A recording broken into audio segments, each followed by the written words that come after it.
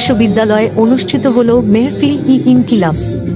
রাজধানী ঢাকা থেকে জাহাঙ্গীরনগর বিশ্ববিদ্যালয় প্রতিনিধি শাহামিনা আক্তার দিতির পাঠানো প্রতিবেদনে থাকছে বিস্তারিত।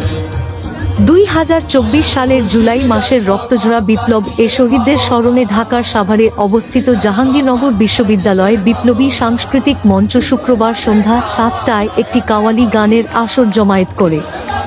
এই কাওয়ালি গানের আসরের নাম দেওয়া হয় মেহফিল-ই-ইনকিলাব।